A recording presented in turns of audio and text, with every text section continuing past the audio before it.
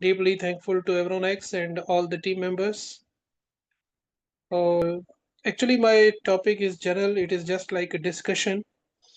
As one of your student mentioned that we are lacking mentorship, and as I have around 21 years experience of teaching and some administrative issues, administrative seats, I have worked with chairman telecommunication, chairman computer systems, director campus, and now dean faculty of computer. And I've also had internships in industrial liaison and some trainings. So what I've learned that we are lacking critical thinking. So just I'm moving to the Urdu so for better understanding and just मैं चाह रहा था कि एक discussion type हो जाए हमारे participants के लिए, क्योंकि ये मेरा कंक्लूसिव सेशन है और जो आप लोगों ने पढ़ा उसमें काफ़ी इंसाइटफुल चीज़ें हैं, टेक्निकल हैं, और आपने काफ़ी चीज़ें अच्छी पढ़ी जो कि मैंने भी सीखी। मैं भी काफ़ी देर से ये जॉइन करके बैठा था। उसमें मेन मैं बड़ी बेसिक चीज़ों पे आऊँगा जो कि हम लैक करते हैं। तकरीबन मैंने 2 साल टीचिंग की है। अच्छा, आप लोगों को अगर कोई वॉइस में इशू हो तो मुझे बता दीजिएगा, कोई भी इशू हो। तो टीचिंग इंटरनेशनल इस पे यूनिवर्सिटीज़ में भी टीच किया है और यहाँ भी पाकिस्तान में भी किया है। तो जो स्टूडेंट्स के अंदर बेसिक हम लोग लैकिंग देखते हैं, बल्कि एज अ नेशन जो मैं अपने अंदर देखता हूँ कमी, वो है क्रिटिकल थिंकिंग की। कि हम लोग चीज़ों को सही एनालाइज नहीं करते। We are just sometimes we are followers, we follow the information, we follow the misinformation equally. तो ये चीज़ एक बड़ी हमारे लिए प्रॉब्लम होता है कि हम बचपन से जो साइंस मैथमेटिक्स पढ़ते हुए आ रहे हैं, साइंस पढ़ते आ रहे हैं, ज्योग्राफी पढ़ी है हमने, हिस्ट्री पढ़ी है, we just follow it just.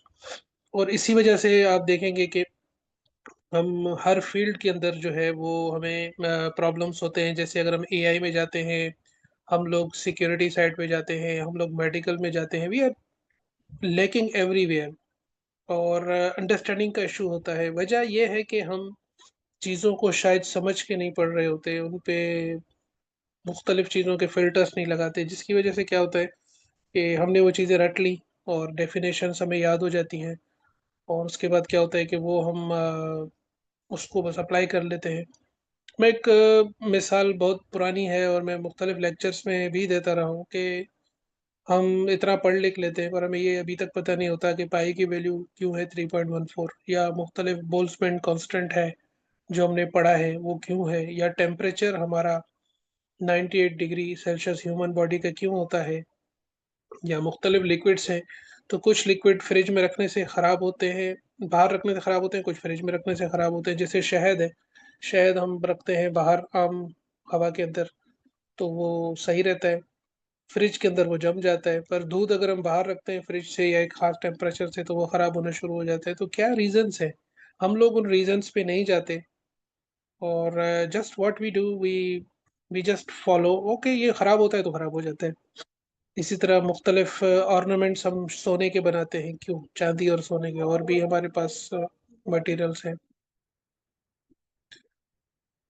तो अगर हम इन चीज़ों की तरफ जाते हैं तो काफ़ी चीज़ें मुझे समझ में आती हैं कि हम लोग एक क्वेश्चन नहीं करते कि वाई। कोई चीज़ अगर हो रही हो तो उसका रीज़न क्या है, वाई, हाउ, वो कैसे होती है, एविडेंस क्या है उसका, एंड एक्सप्लेनेशन क्या है उसकी। तो अगर हम एक आम बच्चा है, वो आपको पता है कि जब छोटा बच्चा होता है, साल का 2 साल का, उसको काफ़ी चीज़ों का पता नहीं होता, तो वो क्या करता है कि गर्म चीज़ को हाथ लगा देता है, जिसकी वजह से क्या होता है कि उसका हाथ जल जाता है। तो उसको बाद में उसका जब वो एक्सपीरियंस करता है तो उसको पता चल जाता है कि ये चीज़ गर्म है, या मैं पलंग से अगर नीचे जाऊँगा तो गिर जाऊँगा, चोट लगेगी और मैं बैलेंस आउट हो जाएगा। तो वो ज़ाहिर है अपना एक्सपीरियंस अपना बढ़ाता जाता है। तो एक बच्चा जब क्रिटिकल थिंकिंग कर रहा होता है या एक्सपीरियंस शेयर कर रहा होता है अपने दिमाग के साथ, ही डेटाबेस अपना एक तरह से वो अपडेट कर रहा होता है। तो व्हाई नॉट वी? हम लोग क्यों नहीं करते? हम लोग जो भी पढ़ते हैं उसको समझते क्यों नहीं है? अगर हम देखें, मैं बहुत ही हाई-फाई स्लाइड्स ले आऊँगा आपके पास अभी और आपको पढ़ा दूँगा और ये वो ठीक है। बट जस्ट कभी-कभी बहुत सारी बेसिक चीज़ें हम लोग मिस कर रहे होते हैं कि जो हमने सब्जेक्ट्स पढ़े हैं शायद उनको हमने एविडेंस बेस नहीं पढ़ा। अभी भी मैं देखता हूँ कि पाकिस्तान के अंदर जो मेन हम लोग स्पेशली, और मुल्कों में भी होगा कि हम लोग मिस इन्फॉर्मेशन बड़े धड़ल्ले से जो है ना we are sharing misinformation, and without getting the source, without checking the reference, without checking the multiple sources that if it is right or it is wrong. तो अगर हम आम सोसाइटी में से कर रहे हैं तो हम रिसर्च कैसे करेंगे? तो यही क्वेश्चन है। लाज़मी रिसर्च के अंदर भी यही मेथोडोलॉजी होगी कि आपको जो एविडेंस आते हैं आप उसको चेक करते हैं। लीडरशिप के अंदर भी आती है, जैसे आज मेरा टॉपिक है कि क्रिटिकल थिंकिंग कैसे इम्पोर्टेंट होती है रिसर्च के अंदर, और क्रिटिकल थिंकिंग एक लीडरशिप के अंदर कैसे इम्पोर्टेंट होती है। तो पहले जब आप बेसिक लाइफ के अंदर क्रिटिकल थिंकिंग नहीं करेंगे तो आगे वो कैसे होगा? तो अगर आप एक अच्छा लीडर बनना चाहते हैं, एक अच्छा, मैं मिसाल देता हूँ कि आपकी जो मैट्रिक की क्लास थी, आपकी इंटर की क्लास है, उसमें से बहुत सारे बच्चे थे जिनका आईक्यू सेम होता है, पर उसमें से कुछ बच्चे आगे निकल जाते हैं, कुछ पीछे रह जाते हैं। इसी तरह now you are doing bachelors और मास्टर्स और समथिंग एल्स, और you are in job, job के अंदर भी बहुत सारे लोग हैं। उसमें से कुछ लोग जल्दी जो है वो तेज़ी से तरक्की करते हैं, मार्क्स भी अच्छे लेते हैं, उनके जैसे आप में से कुछ लोग हैं जो ये कॉन्फ्रेंस करा रहे हैं, बाकी नहीं करा रहे, फॉर एग्ज़ाम्पल। तो देयर इज़ अ डिफरेंस। तो मैंने ये देखा है हमेशा कि वो बच्चे, वो एम्प्लॉइज़ या वो सिबलिंग्स जिनमें क्रिटिकल थिंकिंग ज़्यादा होती है, they tends to have more successful, वो फील्ड्स में भी आगे जाते हैं, वो नॉलेज को भी देख रहे होते हैं। ये चीज़ें सारी हमें देखनी चाहिए। तो अगर हम पहला स्टेप ये रखें कि चीज़ों को सोच समझ के करना है, तो इसमें हम एविडेंसेस को हमेशा एवेल्यूएट करें। जैसे देयर मस्ट बी एक्यूरेसी, एक होती है कि हमारे पास एक्यूरेसी कितनी है, रिलायबिलिटी कितनी है, कि आपने जो इन्फॉर्मेशन आई है, जो आपने कैलकुलेशन की है, जो आपने प्रोग्राम किया है, जो आपने सिक्योरिटी एनालिसिस किया है या डिज़ाइन किया है, उसके अंदर एक्यूरेसी क्या है, रिलायबिलिटी कितनी है, रेलेवेंसी कितनी है आपसे, कि आपसे वो चीज़ कितनी रिलेवेंट है, कितनी नहीं है। जैसे एग्ज़ाम के अंदर आप क्वेश्चन अटेम्प्ट करते हैं, तो उसमें देखते हैं कि रेलेवेंसी क्या है और उसके मार्क्स अच्छे आते हैं बच्चे के। और लॉजिकल, लॉजिक ये होता है कि जिसके पीछे रीज़न्स हों। जैसे मैं कोई लॉजिक दे दूँ किसी चीज़ के पीछे, जैसे बहुत लोग कहते हैं फॉर एग्ज़ाम्पल कि काली बिल्ली रास्ता काट लेती है तो आपका दिन बुरा गुज़रता है। बहुत लोग अभी तक इस पे यकीन करते हैं, जो because it is part of every society, her society के अंदर होता है, अमेरिकन सोसाइटी में भी होता है। पर अगर मैं आपसे पूछूँ what is the logic behind it? क्या लॉजिक है? तो आपके पास कोई लॉजिक नहीं होगा। आपके पास लॉजिक क्या होगा? You are carrying this information, carrying this legacy from your parents, from your society, from your country culture. जैसे मैंने देखा है बहुत सारे मुल्कों में बहुत सारी जो है वो मिथोलॉजीज़ होती हैं, पर अगर हम साइंटिफिक बात करेंगे तो आपको उसके पीछे चाहिए logical reason, and there is no any logical reason behind it. बिल्ली काली हो या व्हाइट हो, अगर वो क्रॉस करती है तो वो बिल्ली है। तो इस तरह से अगर हम चीज़ों को एवेल्यूएट करना शुरू करेंगे साइंटिफिक में, अगर आप चाहें दूसरे फिर मज़हब में चीज़ें अलग आ जाती है, रूहानियत अलग आ जाती है, जब आप उनको फ़ॉलो करते हैं तो ठीक है, पर मैं सिर्फ़ इस वक़्त साइंस की बात कर रहा हूँ एक, कि उसमें किस तरह से चीज़ें एवेल्यूएट होंगी जो साइंटिफिक एविडेंसेस हैं। अवॉइडिंग असम्पशन्स, हमें असम्पशन्स से बचना पड़ता है, यानी हम बाज़ औक़ात बहुत सारी चीज़ें अज़्यूम कर लेते हैं कि ये ऐसा होता होगा। So just try to avoid assumptions because we need logical reasons, we need real points, और हमने अज्यूम कर लिया। फॉर एग्जांपल मेरी एक क्लास है, मैं अज्यूम कर लूँ कि they have knowledge, basic knowledge of the previous prerequisite subject. For example मैंने एक सब्जेक्ट पढ़ाना शुरू किया अपनी क्लास में, सिस्टम एडमिनिस्ट्रेशन, उसकी जो प्रीरिक्विजिट है वो कंप्यूटर नेटवर्क्स है। मैं आगे क्लास में अज्यूम करूँ कि सबको आ जाता है computer network, and then I start my new subject. उसमें अगर जो बेसिक नॉलेज लैक करते होंगे उनको वो सब्जेक्ट समझ में नहीं आएगा। तो इसलिए मुझे अज़म्पशन नहीं करनी, मुझे कन्फर्म करना पड़ेगा कि जो भी स्टूडेंट्स क्लास में मौजूद है either they have well studied the prerequisite और नॉट। बायस, बायस होता है, कुछ हमारी नॉलेज जो होती है वो बायस्ड होती है, कुछ इन्फॉर्मेशन बायस्ड होती है। It is true for one one society और वन कंट्री, तो हम उसको बायसनेस को देखते हैं कि जो भी इन्फॉर्मेशन है वो अनबायस्ड हो, जो भी आप काम कर रहे हैं वो अनबायस्ड हो। और उसमें ये है कि we all are equal. For example कहीं भी किसी भी रिक्रूटमेंट के अंदर, किसी लीडरशिप डिसीजन के अंदर, किसी काम के अंदर, किसी क्लास के अंदर, अगर कोई भी डिफरेंशिएशन पैदा होती है तो that is bias, irrespective of color, irrespective of belief, irrespective of race, irrespective of IQ level. अगर मैं अपनी क्लास में सिर्फ हाई IQ लेवल और इंटेलिजेंट बच्चों को रिस्पॉन्ड करूं और एवरेज बच्चों को ना करूं तो that is also bias. We have to take all students together, so and also we have to take multiple perspective. हमें बहुत सारे पर्सपेक्टिव देखने पड़ते हैं हर चीज़ के कि उस पर क्या चीज़ें असरअंदाज होती हैं। जैसे मैं कहूँ कि हमें रेस करनी है, मैं बहुत बेसिक चीज़ें आज उठा रहा हूँ ताकि आप लोगों को भी समझ में आए डिस्कशन में और मुझे भी।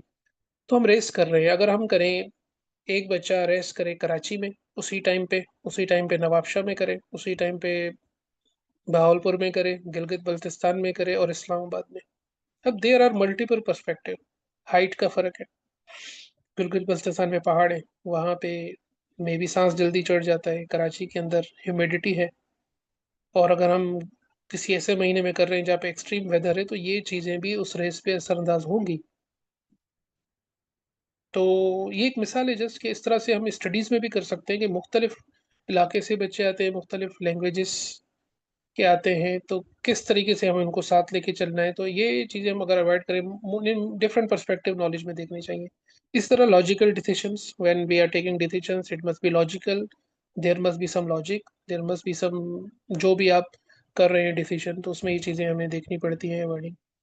अब होता है कि रिसर्च, अब थोड़ा-सा हम आते हैं क्रिटिकल थिंकिंग से आगे रिसर्च की तरफ। तो जब हम रिसर्च करते हैं, तो इसमें भी एक बेसिक चीज़ है, वो ये है, सबसे बेस्ट मैं आपको आज बता दूँ, आप लिख लें, सबसे बेस्ट रिसर्च वो होती है, जिससे आपकी सोसाइटी में कोई इम्प्रूवमेंट आए।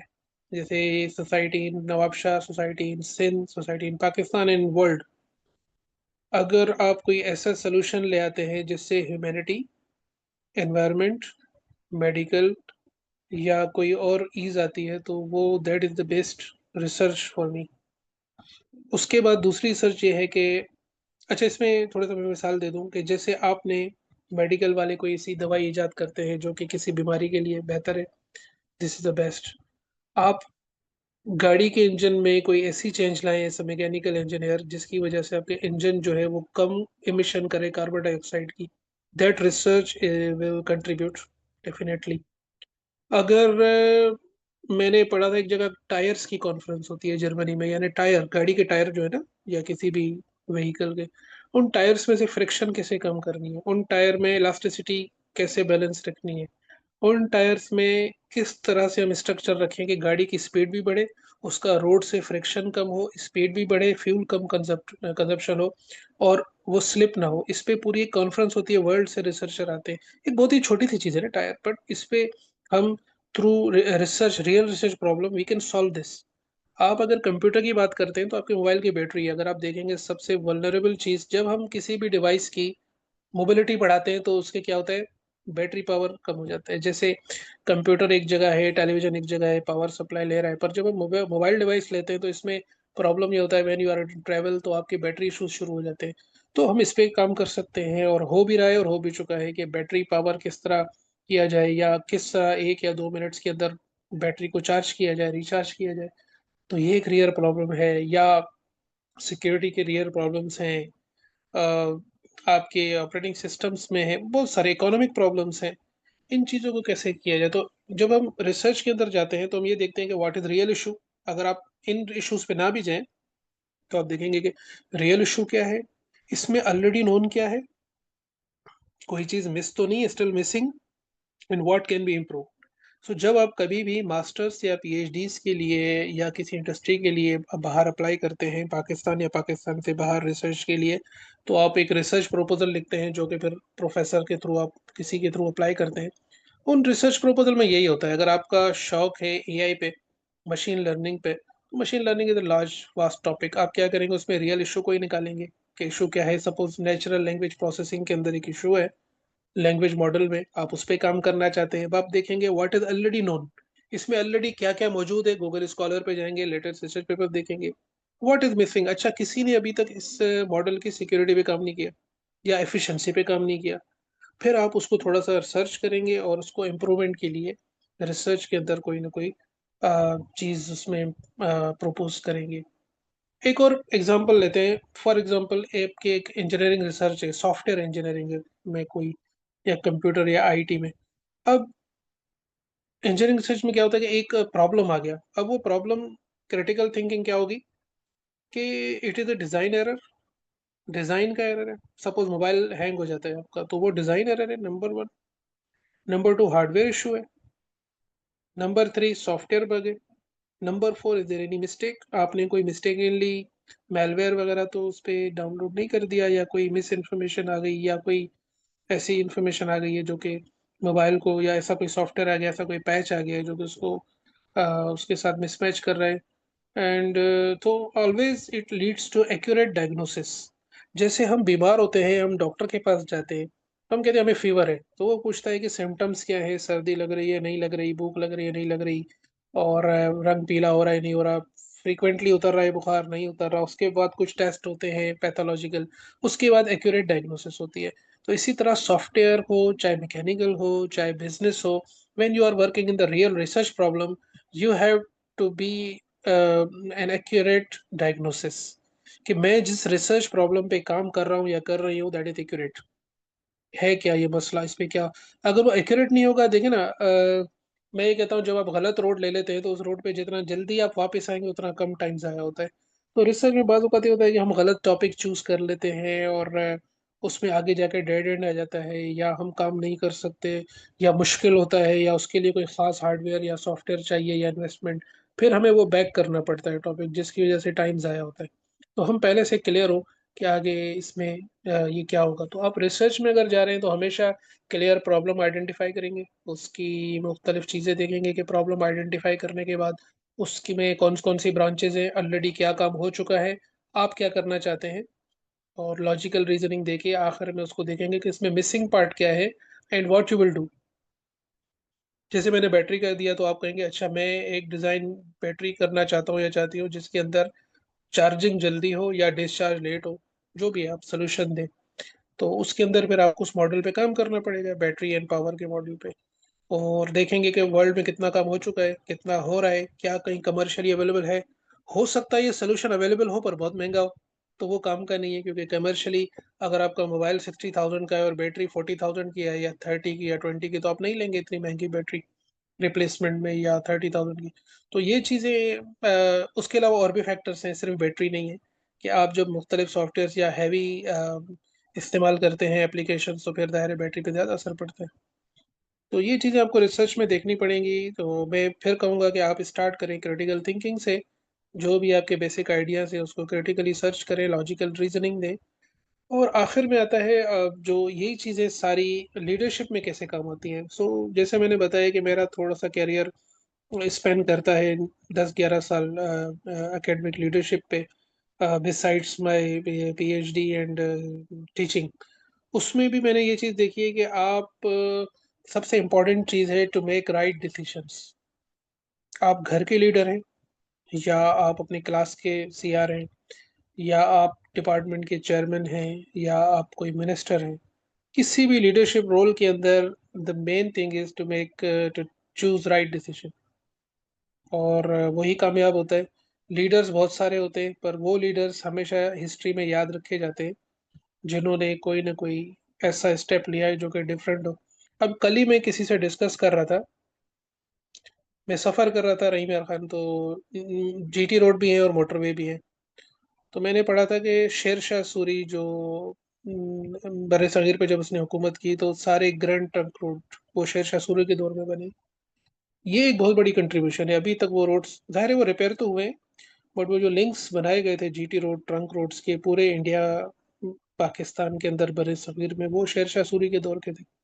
अब क्या हुआ, और भी मुगल बादशाह थे, खिलजी बादशाह थे, हिस्ट्री आप उठाएंगे, बट नाम किसका आगे आता है जब बात आती है ड्रेनेज की, जब बात आती है कुओं की, वाटर सप्लाई की, और रोड्स की, और एक इकोनॉमिक सिस्टम जिसमें उसने पत्थर के सिक्के भी दिए थे और मनी, जो कि पूरे पाकिस्तान, और अभी भी आप वो सिक्के देख सकते हैं। अगर आप चले जाएं रोहतास फोर्ट, दीना, पंजाब के अंदर, तो रोहतास फोर्ट के अंदर वो म्यूजियम में सिक्के और ये चीज़ें रखी हुई है।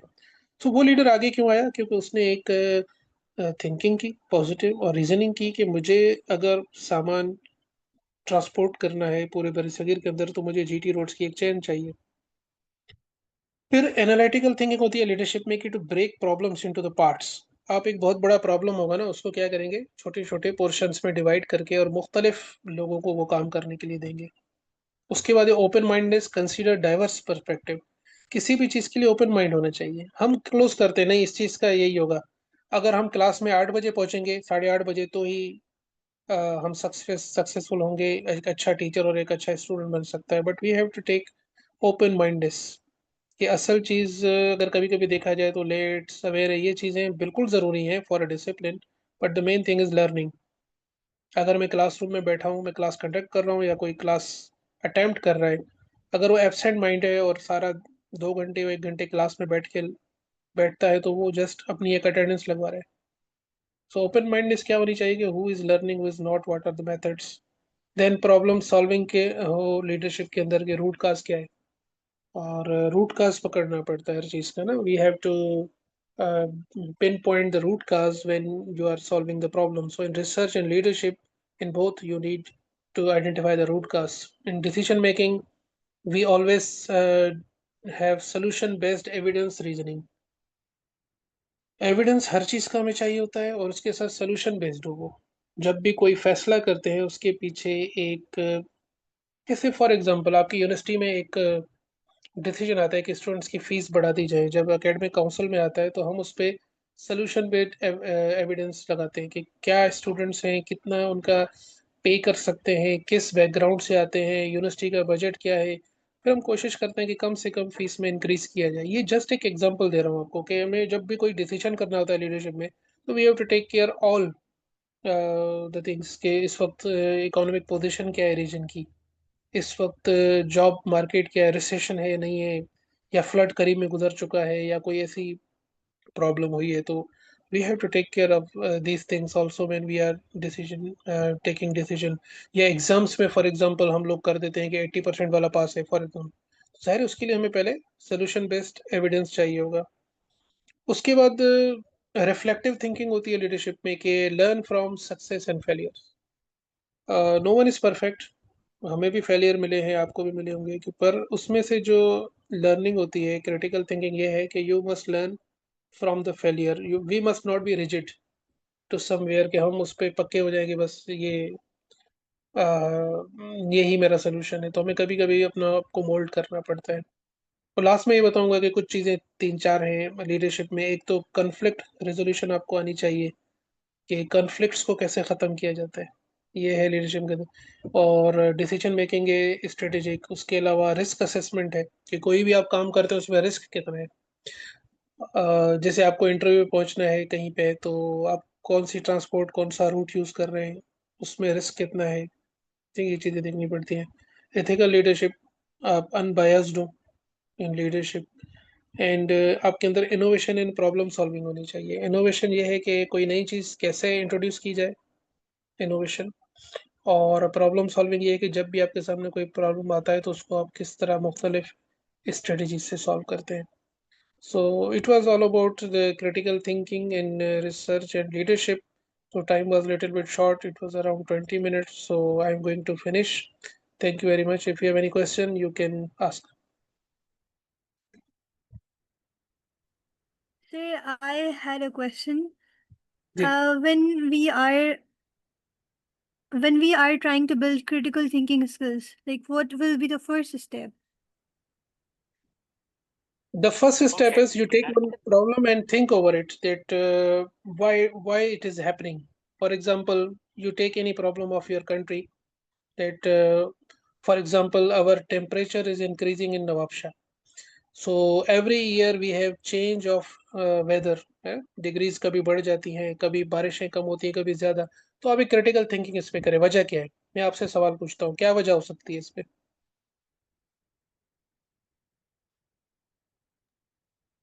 And what sir, can I recently read about system thinking, and you mentioned it in your talk that we should develop system thinking.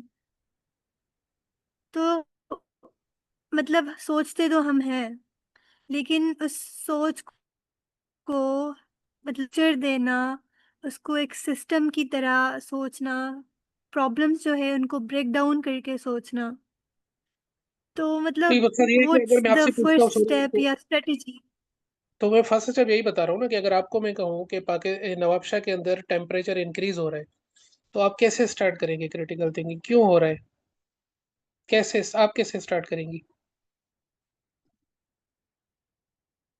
इससे पहले आपको रीजन सर्च क्लाइमेट करने पड़ेंगे ना। चेंज, तो ग्लोबल वार्मिंग, और हाँ मतलब देखिए, मैं ग्लोबल रीजंस वार्मिंग, इकट्ठा करूंगी। ग्लोबल वार्मिंग है बाहर, ठीक है। अब आप नवाबशाह को देखेंगे, फर्स्ट ऑफ ऑल आप देखेंगे कि ग्रीनरी कितनी कम हुई है, ठीक है।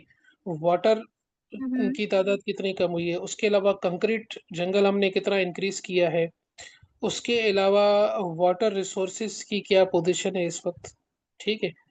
ये सारी चीजें आप, उसके बाद ग्लोबल वार्मिंग को भी देखो, उसका भी असर होगा। पर नवाबशाह के अंदर जैसे अभी इस वक्त आपके पास एक फॉरेस्ट है, पई फॉरेस्ट है सकरट, तकरीबन 300 एकड़ पे फॉरेस्ट है। हमें चेक करना पड़ेगा कि इधर ओके। इसकी इंक्रीज हो रहा है या नहीं हो रहा, बहुत लोगों को ये पता भी नहीं होता। तो मैं बहुत सारी, या नंबर ऑफ व्हीकल्स तो इंक्रीज नहीं हो रहे नवाबशाह के अंदर। आप एक छोटा सा सेंसर्स लगा सकते हैं, जो ये आपका रोड है ना, सकरन रोड, के दिन में कितनी गाड़ियां गुजरती हैं, तो आप ये चेक कर सकते हैं कि लास्ट ईयर और इस ईयर में कितना फर्क आया है। या गाड़ियों का जो एमिशन है, कार्बन एमिशन, ये इस पे कोई चेक बैलेंस है या नहीं है, बहुत सारे मल्टीपल रीजन हो सकते हैं। तो क्रिटिकल थिंकिंग ये है कि जब आपके पास कोई, एक होती है ओवर थिंकिंग, एक होती है क्रिटिकल थिंकिंग।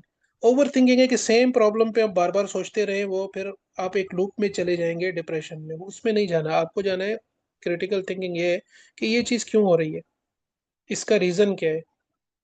अगर सुबह होती है, फॉर एग्जांपल मैं आपसे पूछता हूँ कि गर्मियों में देर से अंधेरा होता है और सर्दियों में जल्दी हो जाता है, आप कहते हैं होता है, इसके पीछे क्या रीजन है, ठीक है। नॉर्वे के अंदर जो है वो, बाज औकात ये होता है नॉर्थ में कि रात और दिन वो होते ही नहीं है, रोशनी होती है 24 घंटे। What is the reason? ये पूरी जमीन है ना, हमारे पास दिन और रात होते हैं, पर नॉर्थ पोल के करीब नहीं होते, क्यों?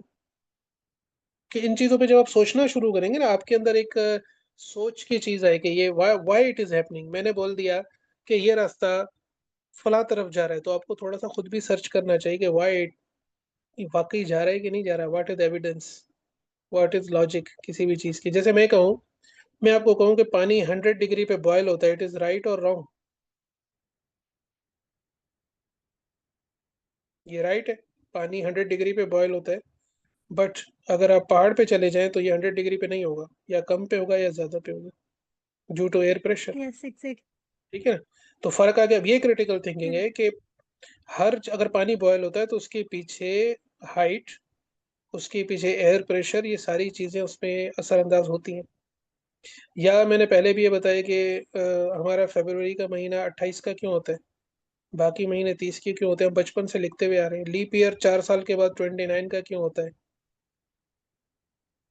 ये चीजें हम सोचना, थोड़ा थोड़ा सोचना शुरू करें। जैसे मैथमेटिक्स है, उसके अंदर इक्वेशन है, ये इक्वेशन कर क्या रही है। मैं अभी बच्चों से एक सवाल पूछता हूँ कि मैं एक बॉल फेंक रहा हूँ और दीवार पे लग रही है, इसकी इक्वेशन बनाए। अब हम लोग इंजीनियरिंग कर लेते हैं, साइंस में डिग्री ले लेते हैं, but we cannot even generate a simple equation. Equation क्या है? Mathematics is actually the depiction of our thinking. So हम अगर कहें ball is X, plane is Y, and acceleration और स्पीड इज जेड, तो आप एक इक्वेशन जनरेट करें बॉल फेंकने के लिए। तो हम क्या करते हैं उस चीज को, अभी तक देखें, हम इतनी इंजीनियरिंग पढ़ने के बाद, साइंसेस पढ़ने के बाद भी इक्वेशंस बाजू का नहीं जनरेट कर सकते। What is the relation between two integers? तो हमने इसका मतलब मैथमेटिक्स को क्रिटिकली पढ़ाया भी नहीं है और पढ़ा भी नहीं है। तो अब से आप ये सोचना शुरू करें कि जो भी आप चीज पढ़ रहे हैं, what is the reason behind that. अगर एक चीज की वैल्यू है 9.8 मीटर पर सेकंड स्क्वायर, तो वो क्यों है? Is it same all over? नहीं। No, it's not. ठीक है। और कोई क्वेश्चन बेटा? Sir, thank you so much, it was really really good, I was totally immersed in it. And thank you very हमारे मच। पास रेज हैंड्स हैं, वो क्वेश्चंस पूछना चाहते हैं, तो आई अनम्यूट देम। जी जी बिल्कुल।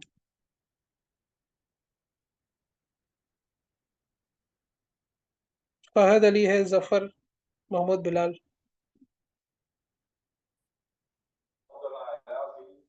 अस्सलाम वालेकुम सर।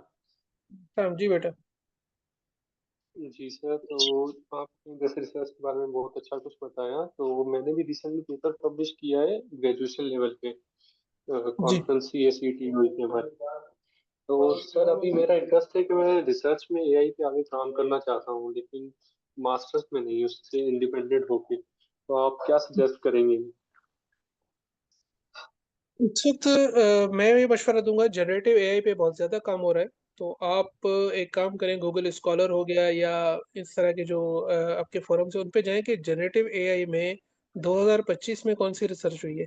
तो आप अगर ईयर सेलेक्ट करेंगे 2025, तो जो रियल प्रॉब्लम इस वक्त जिन पे काम हो रहा है 2025 के, उनकी लिस्ट आ जाएगी। उसमें से आप कुछ रिसर्च पेपर आपको देखने पड़ेंगे कि लेटेस्ट उन पे क्या काम हो रहा है, और उसमें से आप चूज करेंगे कि आप किस चीज़ पे काम करना चाहते हैं। तो जनरेटिव एआई पे कर सकते हैं। उसके अलावा डीप लर्निंग, उसके एल्गोरिदम्स पे बहुत ज़्यादा काम हो रहा है, री इन्फोर्समेंट लर्निंग पे काम हो रहा है। तो आप जब लेटेस्ट ट्रेंड सर्च करेंगे गूगल स्कॉलर पे, तो पूरी दुनिया में जो रिसर्चर पब्लिश कर रहे हैं पेपर्स, वो लेटेस्ट आप देख लें।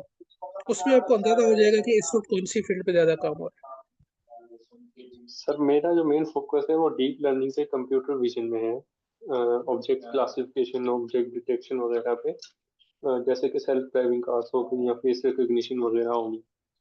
तो अभी रिसेंटली वगैरह कागल पे कुछ कॉम्पिटिशन्स आते हैं जो कि ऑफर करते हैं कि आप ओपन सोर्स काम करें और आप पेपर भी पब्लिश कर सकते हैं। मैं चाहता हूँ कि मैं इन पेपर्स को इंटरनेशनल कॉन्फ्रेंस में प्रेजेंट करूँ। तो उसके लिए सर क्या ऐसा पॉसिबल है कि मैं उन्हें इंटरनेशनल कॉन्फ्रेंस में, मतलब फॉरेन है। कंट्रीज में पॉसिबल है, जाकर प्रेजेंट कर सकूँ? बिल्कुल बिल्कुल। अब ये होता है कि आप जब भी कोई पेपर लिखें, उसको आप इंटरनेशनल कॉन्फ्रेंस में सबमिट कर दें। पहले में वो देखें, जरूरी नहीं कि पहले दफा वो एक्सेप्ट हो जाए, पहली दफा रिजेक्ट हो जाता है पेपर, हमारे भी हुए थे। पर उस रिजेक्शन में आपको मिलेंगे कमेंट्स। उससे पता चलेगा कि आपको क्या चीज़ इंक्रीज करनी है, इसमें क्या चीज़ इंप्रूव करनी है।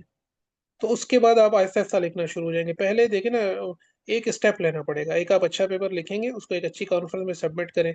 उन्होंने रिजेक्ट कर दिया और रीजन दे देंगे कि आपके एनालिसिस सही नहीं है, या आपके मॉडल सही नहीं है, या आपने सिमुलेशन सही नहीं की, या रिजल्ट सही नहीं है, या ये काम ऑलरेडी हो चुका है।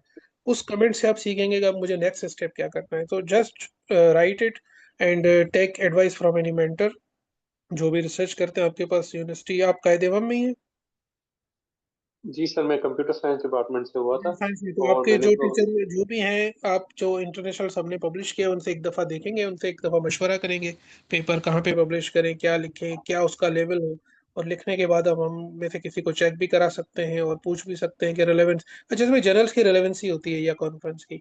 जितनी रेलेवेंसी क्लोज होगी, उतना आपके पब्लिश होने के चांसेस भी ज़्यादा होते हैं। अच्छा सर, जैसे कि आपने कहा था कि रिसर्च पेपर में कोई क्वेश्चन होता है तो आप उसको एनालाइज करते हैं कि कहीं इसके डिजाइन में एरर है, या हार्डवेयर में एरर है, या सॉफ्टवेयर वगैरह में एरर है। तो सर फॉर एग्जांपल आपने जनरेटिव एआई का कहा, तो उसमें जो कि रिसर्च देखने में आ रही है वो ये है कि रिसर्चर्स बस डिफरेंट प्री ट्रेन मॉडल्स के साथ एक्सपेरिमेंट कर रहे हैं और वो हायर एक्यूरेसी जनरेट करते हैं डेटा सेट पे। तो ये इतनी ज्यादा इनोवेशन नहीं आ रही, मतलब एक डेटा सेट है, उसी पे वो डिफरेंट मॉडल्स को ट्रेन करवाते हैं और उसकी एक्यूरेसी इंक्रीज करते हम्म। हैं। तो सर अगर इनोवेटिव काम करना चाहें हम तो? देखो, इनोवेशन में पहले तो रिसर्च गैप ढूंढना पड़ता है। आप ऐसा ऐसा काम ढूंढे जिसपे काम कम हुआ हो। नंबर एक ये है। नंबर टू, अगर पुराना काम आप देख रहे हैं, तो उसमें आपको कोई ना कोई चीज देखनी पड़ेगी कि अगर जो काम हो गया है उसमें हो सकता है एक्यूरेसी कम हो सकता है वो एक्यूरेसी तो अच्छी देता है पर उसमें कंप्यूटेशनल कम्प्लेक्सिटी ज्यादा हो सकता है वो मेमोरी ज्यादा कंज्यूम कर रहा हो सकता है वो कॉस्ट ज्यादा कर रहा हो। तो आप वही चीज कम कॉस्ट में कर लें, कंप्यूटेशनल कॉस्ट में मोर सिक्योर कर लें। फॉर एग्जांपल, मैं एक सोल्यूशन दे दूं और मैं कंप्यूटेशंस बढ़ा दूं और मेमोरी कंजप्शन बढ़ा दूं, तो वो सोल्यूशन एक अच्छा सोल्यूशन नहीं है। तो एक तो जो पुराने काम हो चुका है उसमें इनोवेशन थोड़ी मुश्किल होती है, मेहनत करनी पड़ती है। या रिसर्च गैप आप फाइंड करेंगे कि जिस फील्ड में कम काम हुआ है। जैसे अगर आप जाते हैं एनएलपी के अंदर, तो आप ऐसी लैंग्वेजेस उठा लें जिस पे कम काम हुआ है, या ऐसे मॉडल जिन पे कम काम हुआ है, या मॉडल्स पहले हो चुके हैं उनमें इम्प्रूवमेंट क्या आ सकती है, क्या चीज़ ऐड हो सकती है, इस पे भी काम कर सकते हैं। Okay sir, thank you very much. ठीक है।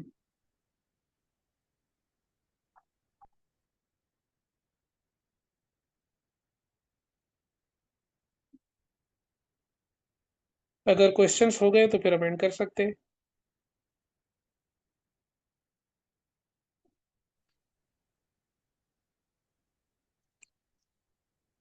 अस्सलाम वालेकुम सर। वालेकुम सलाम जी।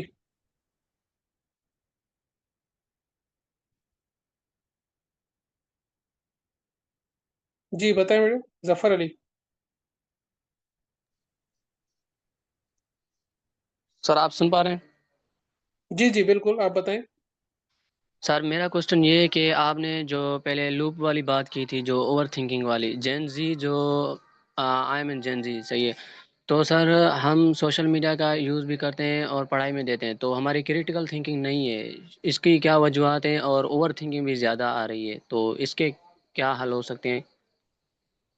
भैया मैं आपको अगर इजी हल बता दूं, अगर आप फॉलो करें ना, जैन जी हमारे पास भी हैं, हमारे बच्चे भी हैं, तो ज़ाहिर है हम समझ सकते हैं। सबसे पहले आप मल्टीपल एक्टिविटीज़ में आएँ। सिर्फ देखें ना, मोबाइल, गैजेट्स, इनके अलावा भी लाइफ होती है। वॉक होती है, एक्सरसाइज होती है, सोशल गैदरिंग्स होती हैं, ये आप लाज़मी करें।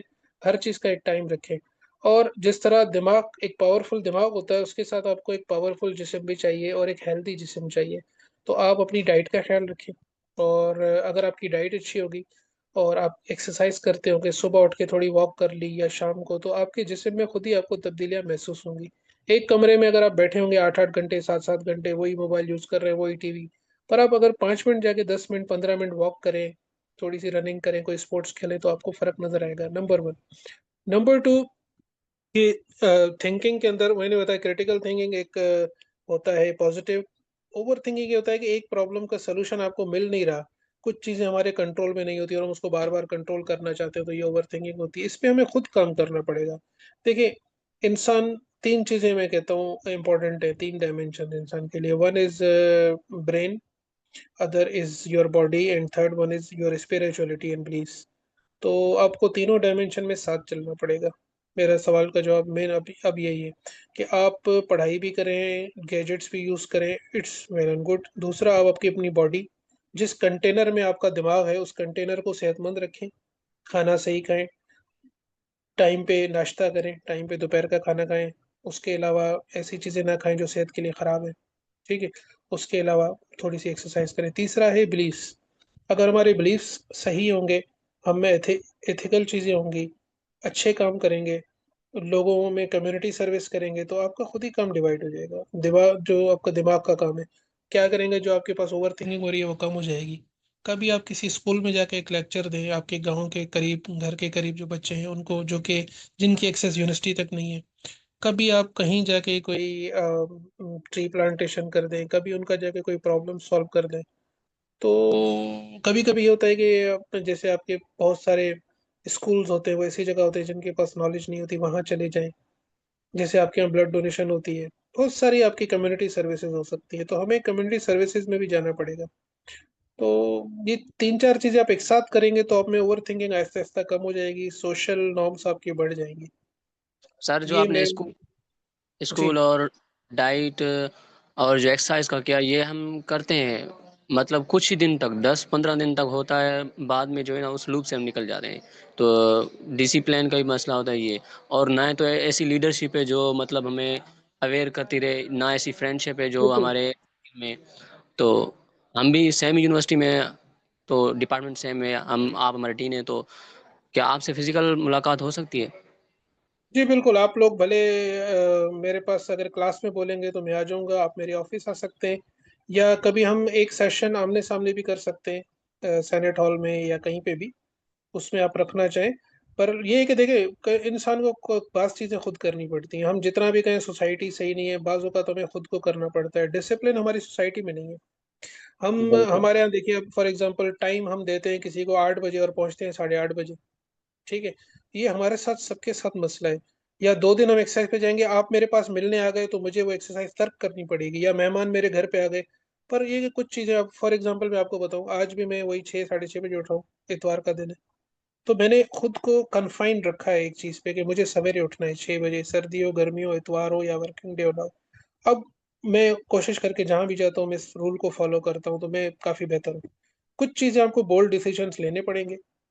और ये ना सोचे कि आप कौन-सी जनरेशन से हैं, ठीक है, हर चीज़ ज़रूरी है, बट थोड़ा-सा खुद दिमाग को ना, ये दिमाग का आप गुलाम ना बने दिमाग के, पर आप इसको गुलाम बनाएँ, आप इसको ट्रेन करें, तो आप आहिस्ता-आहिस्ता बेहतर हो जाएँगे। बाकी physically we can have some lecture और you can visit me. Thank you sir. हाँ।